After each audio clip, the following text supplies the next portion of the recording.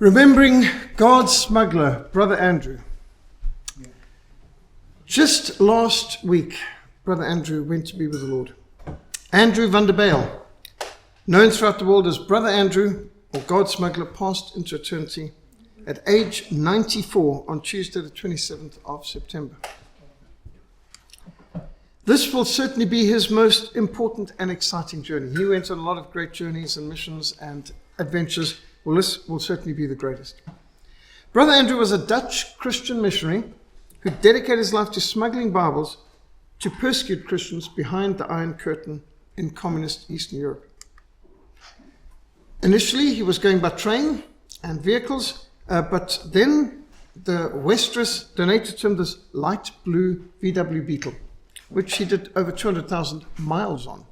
And by the way, when he was given us, he didn't know how to drive, and the only time he'd ever driven in his life before was a Bren carrier in Indonesia in the army. When an officer ordered him to drive it, he was too afraid to tell the man he had no idea how to drive. He'd never driven anything.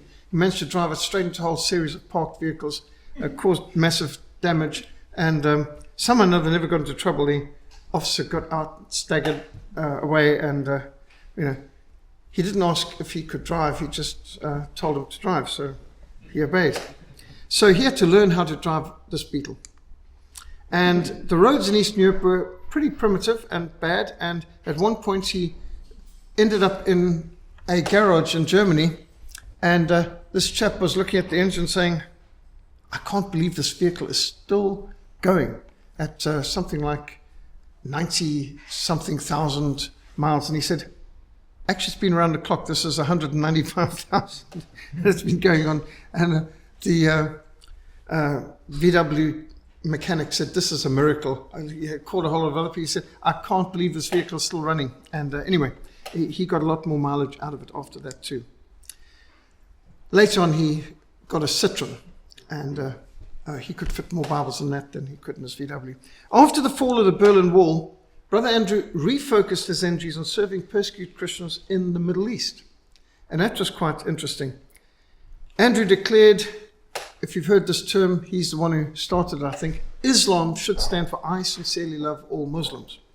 And he visited Hamas and PLO leaders, including Yasser Arafat, and gave them Bibles. And Andrew traveled to 125 countries in his extraordinary life. Absolutely remarkable and tremendous. And Bill Bathman, my father-in-law, went to 114 countries. They were pretty close. His wife, Corrie van der Bijl, died in 2018. They had 5 children together. The first time I met Brother Andrew was in June 1979 at the headquarters of Hospital Christian Fellowship in Kempton Park in the Transvaal. Brother Andrew mentioned that while communist governments may close down churches, and they do, in fact, in the Soviet Union, it closed down 49,000 churches between 1917 and 1941. 49,000 churches. It's a lot harder for communists to close down hospitals, he said. And that is why he supported the work of Francis Grimm, evangelizing and training doctors and nurses to be ongoing daily witnesses to patients and other medical personnel. And as Francis Grimm often said, more people pass through the hospitals of the world than through the churches. Well, I was working at Hospital Christian Fellowship because Francis Grimm was the first missionary who came past our church, so I ran forward and joined his mission. Brother Andrew reminded us that God has placed us at the foot of Africa to take the gospel of Christ throughout Africa. The continent of Africa was the special missionary responsibility of the church in South Africa. You have the manpower and the materials to fulfill the Great Commission throughout Africa. And in this, he was actually echoing Francis Grimm's philosophy. Francis Grimm produced a booklet called An Ideology for South Africa. It had a cross in front of the South African flag with Table Mountain behind. It had a brown hand, a black hand, and a white hand holding the cross. And in it, he reiterated the principle that God placed us at the foot of Africa to take the light of the gospel of Christ throughout Africa, and quoted from the phenomenal prayer of Jan van Riebeeck when he landed in April 1652 in Table Bay, and he prayed just this, that this settlement would be for the spreading of the light of the Reformed faith throughout the continent of Africa. But then he made the comment that it seems that we'd gotten stuck in the diamond mines of Kimberley and the gold mines of Joburg and forgot what we were here for and what God had provided it. And at that stage, in the 70s, we didn't have 200 missionaries outside of South Africa, from South Africa. And it was a great rebuke from Francis Grimm, and he was challenging us to get serious. And Brother Andrew's message at that devotions I saw led to a whole book later. He published a book later, Battle for Africa, where this was fleshed out much greater. During his message at the HCF devotions, Brother Andrew mentioned the spectacular growth of the unregistered church movement in communist China. This was news to us because, as far as we knew, the church in China was exterminated. There was barely 3 million Christians in 1949 when the communist Chinese took over, and the great cultural revolution launched by Mao Zedong annihilated them. I mean, the people died by the millions, and they, as far as we knew, exterminated the church. There were no more Christians in China, certainly no organized churches. But Brother Andrew informed us there's a desperate need for Bibles in China, and the communist government in China only allowed a very small number of a very old translation that modernized the language, so that the youngsters didn't understand a whole lot of the concepts or even words of the old language, and they'd simplified the whole vocabulary dramatically, basically like newspeak, so that you couldn't even think of concepts like resistance. So the old people could read the old Bible, but the young people wouldn't even be able to understand it. And those Bibles could only be sold to members of the registered government-controlled 3 self-churches. Well, those wanting to purchase a Bible in China needed to apply and register very much like you would need to seek a firearm license from the state. It's a registration process. Now, of course, unregistered or illegal underground church members could not meet the requirements of the state and would not go through this process because it would endanger their lives and liberty. This, by the way, was the Open Doors vessel that they particularly conscripted for the very purpose of smuggling 1 million Bibles into China. Bear in mind, 1 Bible is 1 kilogram on average. So 1 million Bibles, I mean, that's 1,000 tons of Bibles. And here they are, waterproofed, packed in such a way also that they can be floated into the beach. This is the Project Pearl operation that took place in 1980. Well, there was no alternative. Brother Andrew said millions of Bibles have to be smuggled to Red China. At that stage, I thought there might be something like 60 to 70 million Christians in China, which seemed impossible to us. How? There were no missionaries there. Yeah, but the missionaries who had been there planted the seed, blood of the martyrs, seed of the church. And Open Doors was preparing for its biggest Bible smuggling operation ever. 1 million Bibles to be smuggled into Red China. So this is Devotions, June 1979. We were hearing about this several months before it became a reality in Red China. After Devotions, Francis Grimm introduced me to God Smuggler, saying, this young man is about to be called up for his national service in the South African Army.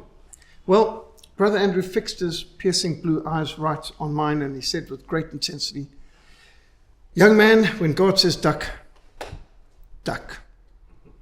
Don't ask when or why, just duck, or a bullet will go right where your head was. And through the coming months and years, I often had cause to remember this admonition from Brother Andrew. When God gives a command, prompting, don't hesitate for a moment. Now, we met on a number of occasions afterwards, and we exchanged correspondence throughout the years. Brother Andrew served as a soldier in the Netherlands military. He fought in Dutch East Indies in what later became Indonesia. In fact, if you read God Smuggler, you'll discover he was a wild, drunken pagan, very vicious, very harsh. I mean, he writes on atrocities that he committed. He was such a wild soldier. He went into battle wearing a yellow straw hat, daring the enemy shoot me. He was absolutely reckless, not fearless, reckless and careless. And he says that the only thing he cared about in the world was this monkey he adopted. And all that went through with that. But at the time came, he was horribly wounded. He is told he'd never walk again without a cane. And in hospital, bitter, angry, a Christian nurse witnessed to him and really got through to him. And he started to seek in his backpack to find the Bible his mother had given him. He had never read it until he got wounded and he was in hospital. And now he started to read the Bible.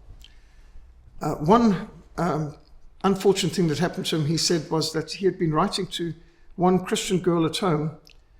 He had no intention of posting a letter, but he'd be writing every terrible thing he'd done and all the horrible doubts and fears and angers and things. He was just writing it all down, including atrocities he was committing and all that, drunken revelries. And when he was wounded, one of his helpful friends in the tent found this and saw it hadn't been posted. He had to put an envelope, put a stamp on, post it home.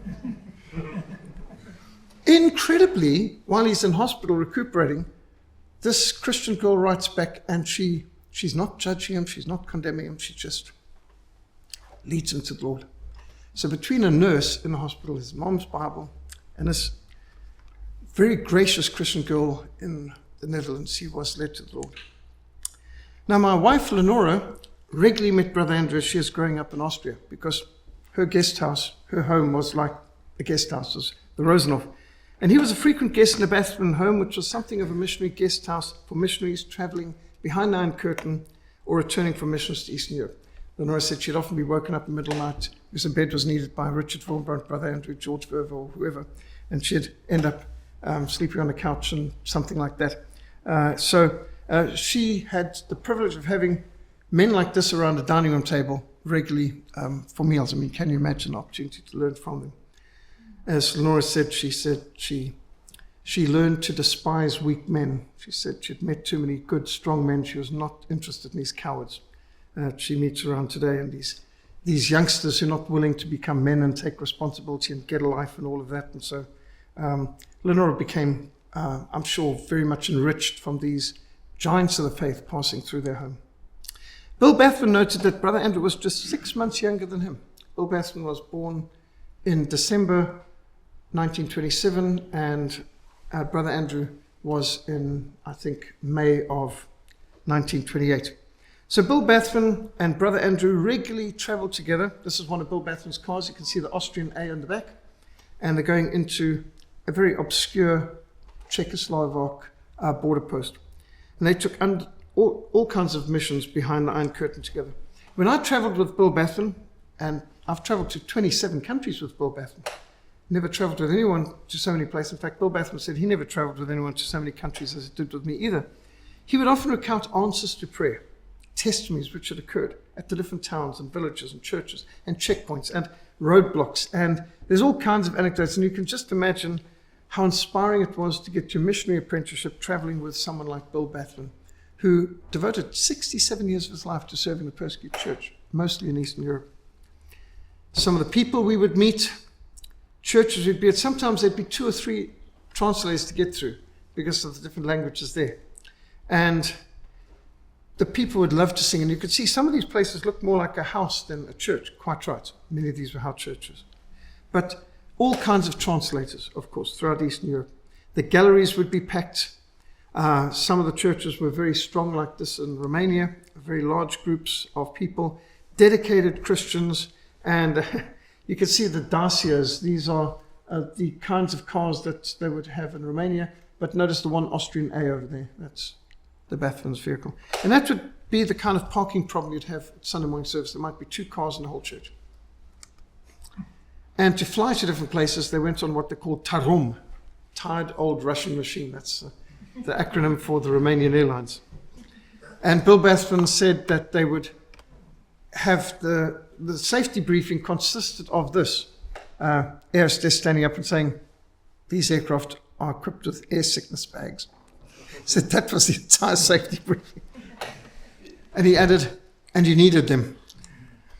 Well, traveling around Eastern Europe, we met people who knew Brother Bill and knew Brother Andrew. This is Lenora's baptism day. Lenora's just in the second row. Bill Bathman's here. Here's Nick Gurgitsa and Paul Negrut, 2 giants of the faith in Romania. Phenomenal stories. That's not an unusual amount of people being baptized. It was illegal to be baptized before you were 18 in Romania at that time. And so people, there were often large baptisms once people were allowed to get baptized, and you can imagine all the restrictions. But everyone gave their personal testimony before going in through the waters of baptism. So you can imagine hours long service, but it was really important. And Lenora said there was another lady who gave a testimony that day, that she had 5 family members who were all Communist Party members. Her father, her uncle, 2 uncles, brother, her husband, Communist Party members. And they'd all warned her, don't get baptized, because they understood baptism was that's like the cut-off point. That's you've burned your bridges. And by the way, Baptists were called in Romania, or any genuine Christian was called a repenter, because they recognized there were Christians and then there were repenters. And the repenters were the really serious Christians. And so you wanted to become a repenter, one of those repenter churches. That was like cut off. You will lose your job, you'll lose your house, you'll lose everything, because the communists controlled it all. Well, this woman who testified before her that her husband had that morning come down and put a knife at her throat and said, you get baptized today, I will kill you. And she testified that, she went ahead and she was baptized. Now this isn't her, this is Lenora, but we don't have a picture of that lady that day. Paul Negrutas there went with her back to speak to her husband after, because she knew that he meant it. And Paul Negruta led her husband to the Lord. He is kicked out of the Communist Party, he's lost his home, lost his job. They ended up having to live in somebody else's home, which was already overcrowded. Here I'm following Bill Bathman. This is actually on occasion when Lenora and I were on a honeymoon following our parents-in-law, Lenora's parents. They were in the front car, I was in the back one, and struggling to keep up. German highways, 320 k's an hour, and I'm struggling to keep up. Never experienced anything like that before. Well, these are some of the people we met in Eastern Europe. Dr. Nick Gorgheța, absolute giant of the faith in Romania. The things that he did. At one point, the communists came to him. He is the only endocrinologist in Romania. They said, Dr. Nick, this is enough. It is either your God or your government. You cannot continue to be working for the state as an endocrinologist and be a member of a repentant church. And they said, we give you 30 days. And stood up and started to walk out. And Dr. Nick stood up and said, gentlemen, please stop. I don't need 30 days. And he pulled out his 2 desk drawers. I don't need 30 minutes. I don't need 30 seconds. I choose my Christ. And then they were, now let's not be too hasty, because he was the only endocrinologist in the country. Later he went full-time in the church anyway. But this is normal, the amount of singing. Service there would be 3 hours, 4 hours even. Lots of singing. People might have been gathering for prayer for an hour before the service even began. And this is now in Bulgaria. Can anyone read the words? In front it says, God is love. Behind, one Lord, one faith, one baptism. Wow. That's in Bulgarian. Cyrillic script. Yugoslavia, Albania, ministering all throughout Romania. Easter Sunday in Romania, 1989, before the Berlin Wall came down. Bill Bathman's writings and going on and going through take you behind the lines, and it's interwoven because Brother Andrew and Richard Wurmbrandt, they were all friends and they were working together in so many different ways. Well, Yugoslavia was a tough mission field at one time. Land of the South Slavs. Doesn't exist anymore, but it was a big entity back then.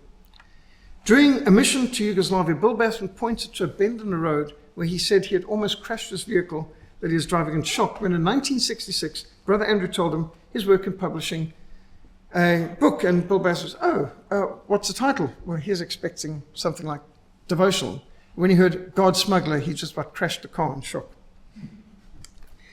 Immediately, Bill Bathman recognized the complications this would cause to the ongoing work with the persecuted church behind the Iron Curtain.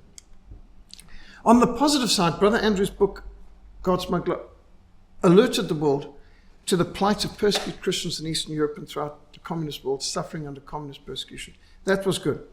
It inspired many initiatives for ministry to the neglected fields in communist countries. That was very good. And translated into many languages. And in 1971, even into a comic format. I remember reading that before I got the book. However, on the negative side, this book could alert the communist officials and border guards and secret police to seriously complicate and endanger those continuing to minister in Eastern Europe and the Soviet Union. Brother Andrew had recognized by 1966 that he couldn't continue doing this for long. He was getting too well known. He'd have to get other people to do it, and he'd be concentrating on raising funds that they could go. And so his book came out in 1967, and that did create eruptions and explosions. After the fall of the Soviet Union, it was revealed that God Smuggler was required reading for the KGB. And Brother Andrew put it into his most recent edition of God Smuggler, that it's been revealed. And he's had KGB coming up to him saying, I read your book. The state provided it to me. Yeah. When I asked Bill Bathman how he first met Brother Andrew, Bill Bathman was in his last couple of months of life. And although his body was weak, his mind was sharp as anything. He said, it was 1957. I was conducting service across Europe. That night I was in Bensheim, Germany, when I saw two cars with Netherlands license plates. That's how observant Bill Bathman was. One was a VW Beetle, light blue. The other was a 1957 Chevy. They were en route to Hungary and Poland. I mean, he was a stickler for attention. He could tell you how many steps it was up to different apartments and so on, because he said we wouldn't switch on the lights, we'd count the steps, things like this. And he knew how many paces to this door and that. And he was very much like that. He could tell you almost anywhere you were, how many steps it took here and how many steps were up and down and so on. So he always tended to be counting that. Then Bill Bathman remarked that sometime later when they met, Brother Andrew and him, to coordinate trading programs and missions behind the Iron Curtain, Andrew commented on his text and sermon that night in Bensheim from 2 Peter 2:22. But as happened to them, according to the true proverb, a dog returns to its own vomit, and a sow, having washed, to a wallowing in the mire. And Brother Andrew just commented and said, I could never forget such an unusual text and evangelistic sermon. But that's also typical Bill Bathman. He'd have these weird titles and shocking kind of scriptures. And I mean, that also was classic Bill Bathman. Well, going behind the Iron Curtain was their mission field. And from Trieste in the south to Stettin in the north, this was one Iron Curtain dividing the continent of Europe between communist and free. And it wasn't just a simple barbed wire fence. It got quite complicated. Of course, barbed wire and sandbags, and this is one of the most famous pictures you must have seen a few times coming up the staircase. It was one of Bill Bathman's favorite pictures just behind his desk in his office of a VOPO, Volkspolizei, escaping across the Iron Curtain at Checkpoint Charlie as they were building the wall. And he's one of 2,600 soldiers and police of East Germany, the DDR, who took the advice to go west. The Berlin Wall was colossal. What a obstacle course. And this is Peter Fetcher, body being taken back the day after his 18th birthday. Shot dead in the suit he had gotten on his birthday. Absolutely shocking. Shot in the back by his own police for attempting to go from East Berlin to West Berlin.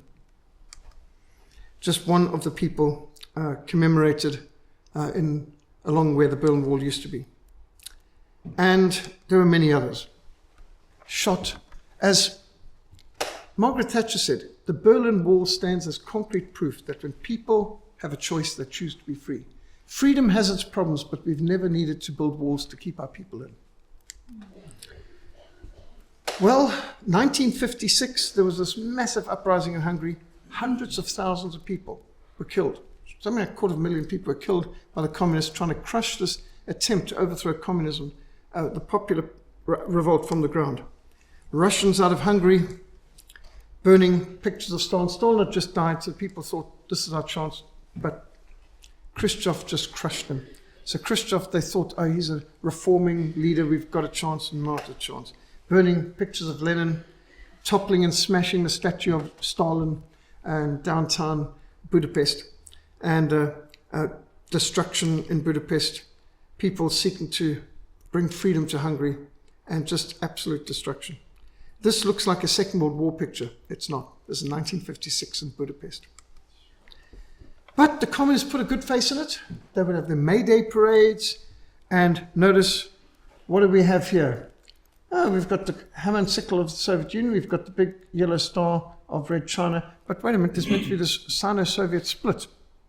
They were marching together when it came to May Day, and the UN blue flag directly behind. How's this for idolatry? The big red star with Lenin's face in it, but these aren't just communist countries, it's not just North Korea and Vietnam and so on, but there's India. India wasn't a communist country. And there's Denmark, and there's Norway, and all sorts of other flags. In fact, if you go here, what do we see? Spain. Spain's not communist. And Chile and Norway and Ireland and Denmark. So what are they doing? They make it so clear with the globe. You have a world to win. Communism's a missionary religion. Communism wants to win the whole world, of course, by force, not persuasion. May Day. Notice here the flags. Hungary, North Korea. Red China. Yugoslavia, Czechoslovakia, Hungary. Now, Yugoslavia pretended to be the non-aligned state. In fact, they were the chairman of the non-aligned states. They hosted it. They were very aligned. They were part of the Warsaw Pact. Pretended not to be. China's meant to be the enemy and competitor. Not on May Day. North Korea, they're all in there. It just shows the communists were united all the way along, even though they pretended, so that America could at one time be building up China as a counterbalance to Russia, and building up Russia as a counterweight to China, and building up China as a counterweight to Russia, and building up Russia as a counterweight to China, because they go from Russia's the real enemy to China's the real enemy. Like even now, they are pouring in so much technology and aid and business to Red China. Then they pretend that they think China's the enemy. But they're building them up, and the present government of America, the Biden White House, is in the back pocket of the Chinese Communist Party. They're bought and paid for. That's been very, very well documented. So communism advanced thanks to Western bankers and Western aid. When the Soviets invaded Czechoslovakia in August 1968, it was when Alexander Dubček, head of the Communist Party in Czechoslovakia, actually tried to reform communism within Czechoslovakia, and he called it communism with a human face, tried to democratize. Well, 6 countries in the Warsaw Pact simultaneously invade. 250,000 Soviet troops crossed the border in one day. 500,000 in the first week. And they poured in and they crushed Czechoslovakia. Well, Bill Bathman from Gruskemijn, just outside of Salzburg, phoned Brother Andrew in the Netherlands, says, the Russians are coming towards us. We should seize this opportunity and go into the strife-torn country, distribute Russian New Testaments to the Soviet soldiers.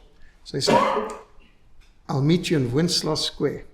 And so Wenceslas Square in downtown Prague was the target, because that was the capital, and that's mostly in the west. So the Russians had a long way to go before they could get there. And Bill Bathman was convinced he could get to Wenceslas Square before the Russians did. And he did. It took Brother Andrew a little longer because he had further to travel from the Netherlands. But he had to go across the German Autobahn, which is no speed limits. Now, these were just about the only vehicles going into Czechoslovakia. You can imagine, there was refugees pouring out by the hundreds of thousands. And columns of refugees were fleeing in opposite direction out the country. They get to the border post. They tried several border posts, had to go several hundred kilometers around to get a very Bratislava border post, not possible. All them the Russians were blocking off. So they got in some obscure border post from Germany. And the border guard said, don't you know what's going on in our country? And Bill Bathman says, we know that Goliath has come into your country. Well, we're on the side of David. So the man smiled and he says, but aren't you afraid? And they said, we have lots of friends in Czechoslovakia. A friend must be a friend in need. And the man, with tears in his eyes, stamped their papers, let them go in, and said the quickest border crossing they ever had. Bill Bath and Brother Andrew climbed onto the Soviet tanks to hand out the Russian New Testaments to the invaders in Wenceslas Square.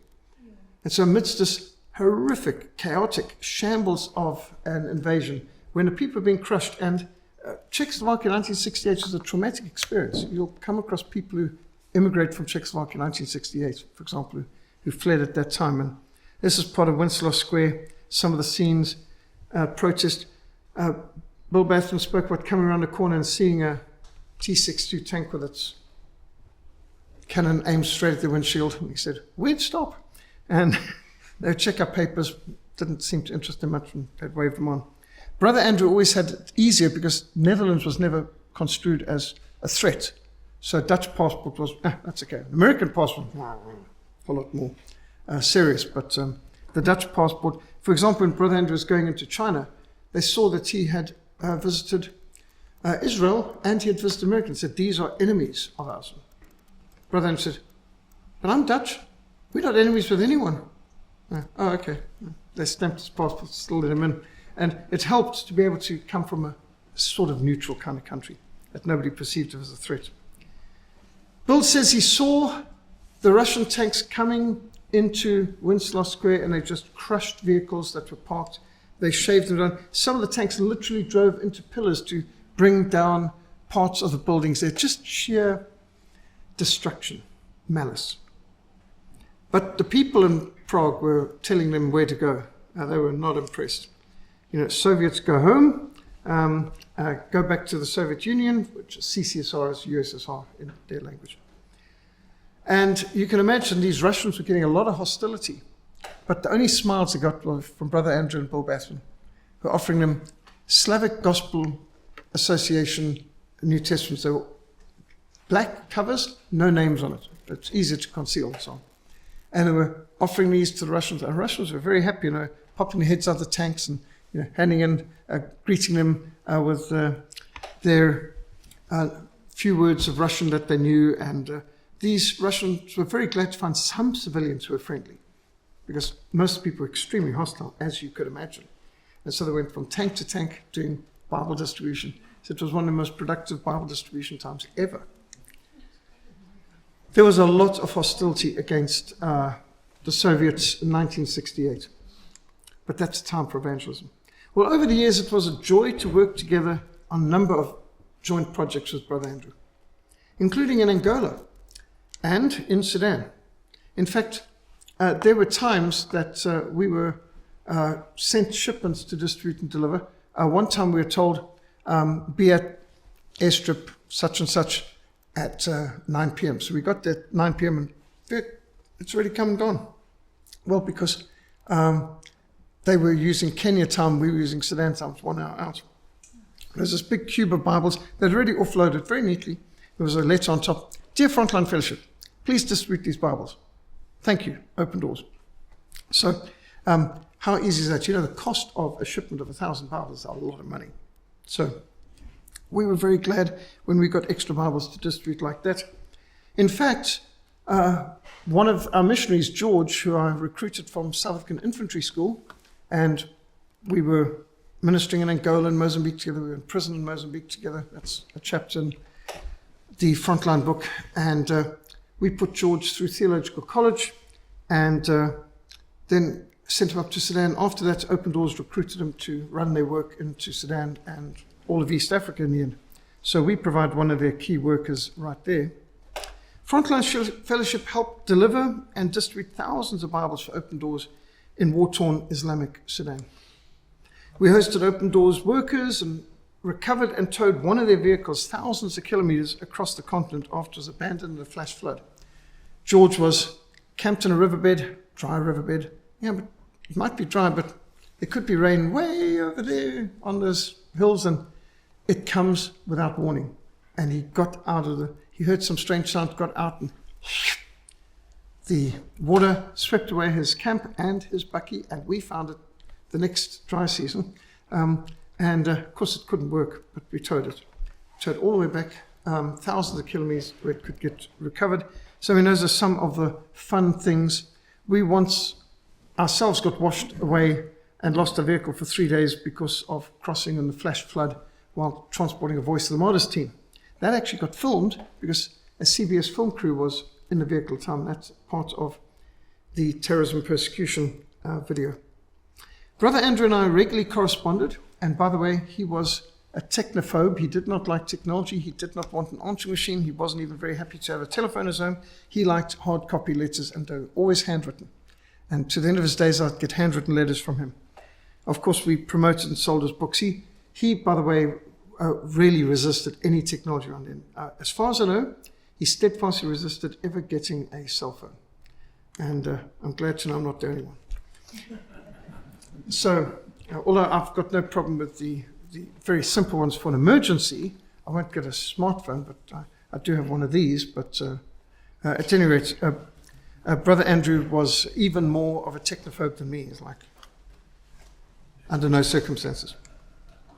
I can still remember what I read in God's Smuggler during my training in South African Infantry 43 years ago.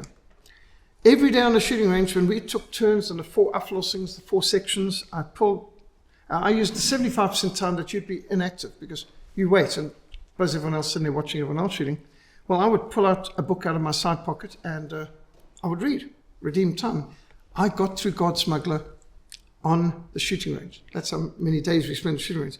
And I can still remember it. And what I read amongst the sound of rifle fire during those days on the shooting range is still very clear in my mind. I can remember almost all the details about it. It's a gift God gave me that I can just focus. I can focus, and there can be chaos all around me, and I can still focus and concentrate. And I can still remember what I read, which is a gift in some ways. Although my wife was often very frustrated that I could be oblivious to things as well when I was focused on books. By 2002, God Smuggler sold 10 million copies in 35 languages. That's pretty impressive. Well, when I came back from my tour in the South African Infantry, Brother Andrew was one of the first guest speakers at HGF. I mean, what a privilege to have people like that coming past your mission headquarters for guest speakers. I mean, we've had people here like George Verver and Patrick Johnson, Bill Bath, and so on. So but it's a rare privilege to have someone like that. And Brother Andrew not only gave us a report back on Operation Pearl, 1 million Bibles smuggled to China, mostly successfully. Just a few thousand were intercepted, but the rest got to the people. And then he started telling us about the 7-year Jericho prayer march. 7-year Jericho prayer march.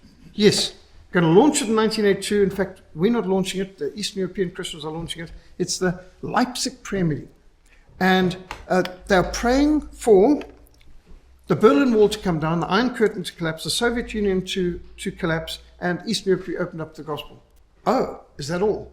Now, I'd seen the Berlin Wall. I'd been to the Iron Curtain. I could not see how there was any possibility of these communist dictatorships being toppled or the Iron Curtain being opened.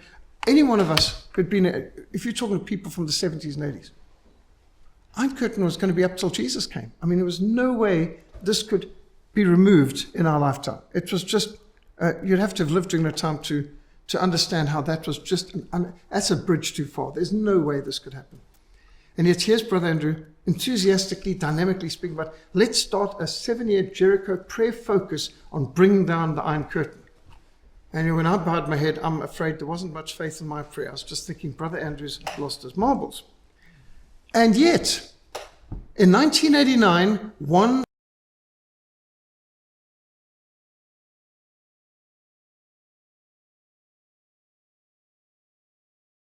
no governments did it. I heard people just recently saying Gorbachev brought down the Berlin Wall. Oh, rubbish. There was no government did anything. This was done by the people on the ground. And it was the Leipzig prayer meeting at the core of it. It was the people on the ground praying, and they would go there with candles unlit, and one candle would be lit, and then they would, from one to the other, showing light is more powerful than darkness. Truth is more powerful than error and lies.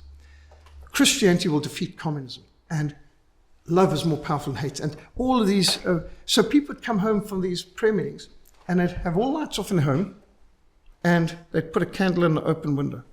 So you'd see all down the streets, you'd just see more and more dark houses with a candle. Not all your darkness can put out a smallest candle. You know, that was the kind of theme of it. And suddenly people started realizing there's more and more Christians than we thought of. And a time came that individuals on the street went out and they hacked down the Berlin Wall physically. And the communists no longer had the strength to resist. They were defeated militarily in Angola and in Afghanistan. They were frustrated. In fact, there's a book out there written by Russian military expert who fought in Angola, and the title is Angola, the beginning of the end of the Soviet Union. And Russians have written in different books, veterans of the war in Angola, that when they knew they couldn't defeat the West in nuclear war at that time, but they thought they could beat them in conventional warfare. And when they couldn't even defeat the South African Defense Force in Angola, putting the best of everything, they had all their equipment into Angola, or Cubans as a surrogate, when they couldn't even crush South Africa, who had been weakened, they thought, by decades of sanctions, especially economic sanctions and weapons sanctions. He said they lost heart. They realized we are not going to win. How are we going to win? We can't even beat South Africa. Couldn't even beat UNITA in Angola. And so the morale was shattered and the Berlin Wall came down. Here's all these Trabbies. So West Germany was producing Porsches, BMWs, Audis, and so on. And East Germany was producing the Trabant. And there's a whole lot of Trabant jokes. How do you increase the speed of a Trabant? Drive over the edge of a cliff. How do you double the value of your Trabant? Fill it with fuel. Now, of course, these days that might be more true, but petrol was nowhere near as expensive as that back then. And so they said in West Germany, to show that their cars are well sealed, Mercedes puts a cat in a car, winds up the windows, and if after 2 hours the cat has passed out from lack of oxygen, you know that the car's well sealed. It's a disgusting analogy, but still. So in East Germany, they put a cat in a Trabant and locked the windows, and if after 2 hours the cats hadn't escaped, they knew the car was well sealed. And I mean, so these are the kind of jokes you'd get in Eastern Europe. So these people from East Germany traveling to the West for the first time is joy like you could not imagine. When the Berlin Wall came down, when the Iron Curtain collapsed, and Germany was reunified, this was the biggest party Europe had seen since 1945. And what an incredible experience. And this is in Winslaw Square in Prague, in Czechoslovakia. The face of resistance in Bucharest, in Romania. You know, you could just see the determination.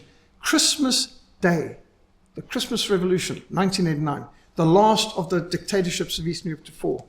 Ceausescu's evil regime in Romania was toppled. People on the streets, the army joined them, most of the police, not the secret police, and they cut the hole out of the Romanian flag. We've got that. I should find a place to put it up here. The Hammond sickle, the star, the hated communist symbols were cut out, and they had the now delivered free Romania flag, as you can see, and that's part of the Christmas Revolution 1989. Absolute joy, and what an experience to live through. Soldiers being given flowers in their barrels because they joined the people. Here you can see the white ribbon indicated in Romania, part of Free Romania. They're fighting for the people against the communists. And here's Bill Bathman standing under the new Romanian flag. Notice no parking problems at this stage because virtually nobody had a vehicle. And Christmas tree. First time in 44 years they could celebrate Christmas. And people giving strangers Christmas gifts, a new flag. Timișoara, Free Romania. I had the chance of going with Bill Bathman, and we conducted the first service in this Calvary Baptist Church in Arad. And this had been seized by the communists in the 1940s, turned into a bottling factory. Well, the Christians re-seized their church, cleansed it. This is the first service taking place in this church. Obviously, today it looks like a beautiful church, but it was just the machinery had been moved out and they'd been reclaiming the church. And of course, there were all these idols that had to go to the dump. 22,000 statues of Lenin and Marx. Off. And sometimes off with the head as well. And this is Dzerzhinsky's statue moved to, I think they call it Monument Park. They're just there and people can come and wipe their shoes on them and so on. This is the founder of the Cheka, which became the NKVD, which became the KGB. As far as Ethiopia, Addis Ababa, the people in Ethiopia used to say the only good thing about the statue of Lenin is it looks like he's walking to the airport. In other words, hopefully communism will go, which in the end they overthrew it. So this is 1991, toppled, and the Colonel Mengistu, the author of the Red Terror, who murdered millions in Ethiopia during the Red Terror, he is living in Zimbabwe to this day as protected individual. He's wanted for genocide and all that. But when he comes to South Africa for medical care, even though International Court of Justice and Interpol have issued warrants and the Southern courts have said Southern government must serve the warrants, Southern government never arrests him. Mengistu goes back and forth between South Africa and Zimbabwe without being called to justice, despite what he did to the people in Ethiopia. Brother Andrew said, I'm not a smuggler, I'm a missionary. I've chosen to be obedient and not turn away from danger. So when government says no, I said, wait a minute, God says go. So I didn't listen to the no. The Bible is full of ordinary people who went to impossible places and did wondrous things simply because they decided to obey God. When asked if he had any regrets about his life's work, and what would he do if he could live his life again, Andrew replied, if I could live my life all over again, I would be more radical for the Lord. Now, I think most of us think of Brother Andrew as very radical for the Lord. But he reckoned he could have been more radical. He felt that sometimes he was a bit afraid of people, and he might have compromised on some points. Some of the things Brother Andrew did were just unbelievable. There was a church he was preaching at, I think it was in America. He read a verse and he said, but we don't believe that. I don't see anyone obeying that. And he tore the page out of the Bible, crumpled up and threw it off the pulpit. He read another verse that says, but you don't believe that. I mean, none of you are doing it, are you? And he tore the page out and crumpled. And this wasn't a blank Bible. He's actually doing it with the real Bible. He pulled a whole lot and he preached a whole sermon on verses that we don't do and we don't obey and we don't take seriously. And he tore a page out of the Bible and threw it amongst the congregation. And these people were just shocked. But that's the kind of preacher he was. He was a shocking preacher. He would rile you up. Bill Bathman had another way of riling people up, but that's about the most shocking sermon I've ever heard about. I wasn't there that day, but these are the sort of things you'd hear Brother Andrew would get up to. An extraordinary person. I think of Daniel 12, verse 3. Those who are wise shall shine like the brightness of the firmament, and those who turn many to righteousness like the stars forever and ever. Well, to help you understand the context into which Brother Andrew was ministering, you need to read some of Alexander Solzhenitsyn's writings, like One Day in the Life of Ivan Denisovich, the Gulag Archipelago, and what it was like in Rhodesia at the hands of terrorists who were sent by the Soviet Union, which our board member, Father Arthur Lewis, authored, Christian Terror, which led to the Baptist and Salvation Army pulling out the World Council churches. It's the World Council Church who were using church offering money to fund terrorists to murder Christians. The Black Book of Communism. I mean, these should be required reading in political science classes today. They're not, but we can encourage people to watch films like Agenda, Masters of Deceit, to understand how communism works today. That's why we are firmly anti-communist and we believe in destroying Marxism. Marxism has destroyed so many lives, so many churches. It's so important we don't tolerate Marxism rotting brains and lives in our schools.